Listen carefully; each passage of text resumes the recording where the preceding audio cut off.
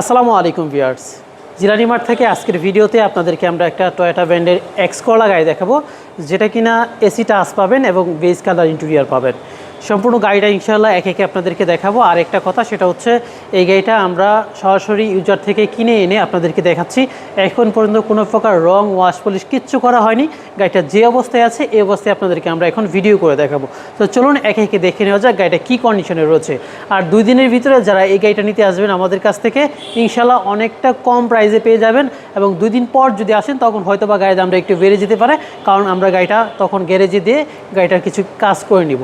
So viewers, চলুন গাড়িটা একে একে দেখে নেওয়া যায়। আজকের এই গাড়িটির মডেল পাচ্ছেন 2004 এবং রেজিস্ট্রেশন করা হয়েছে 2008 সালে।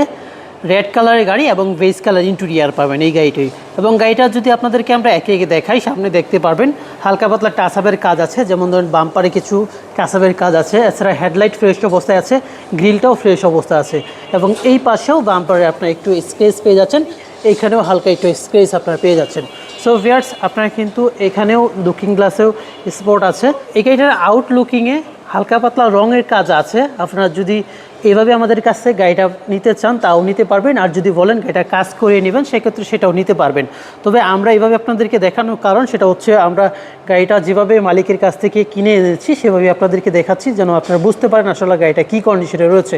এবং পিছন দিক থেকেও কিন্তু এখানে হালকা একটু রঙের কাজ আছে, এবং পিছনে যে ব্যাকলাইটগুলো আছে সেগুলো কিন্তু মোটামুটি ফ্রেশ অবস্থায় রয়েছে। আর পিছনের গ্লাসটা যদি আপনাদেরকে দেখাই, দেখতে পারবেন পিছনের গ্লাসটা কিন্তু অরিজিনাল পাচ্ছেন। ডান পাশটা খেয়াল করলে দেখতে পারবেন ডান পাশটাতেও টুকিটাকি রঙের কাজ আছে, যেমন ধরুন পিছনে এইখানে হালকা একটু স্ক্র্যাচ আছে, এখানে রঙের কাজ করাতে হবে। এছাড়া চাকার যে কন্ডিশন আছে সেটা কিন্তু ফ্রেশ অবস্থায় আছে এবং সুন্দর এলইডি পাচ্ছেন।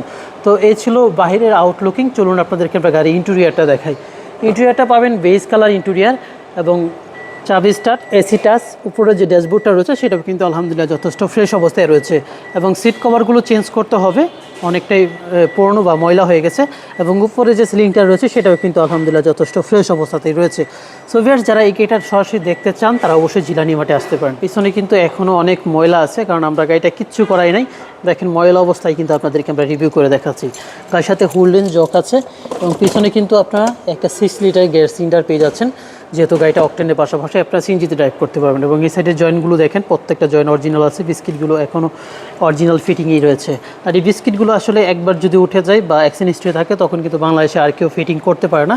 তো এই গাড়িটা কিন্তু এখন পর্যন্ত আপনি বলতে পারেন কোনো প্রকার হিডেন হিস্ট্রি নেই, সব কিছু মোটামুটি ফ্রেশ অবস্থায় রয়েছে। হালকা পাতলা আঁচড় আছে, যেগুলো রঙের কাজ করলে ইনশাল্লাহ কমপ্লিট হয়ে যাবে।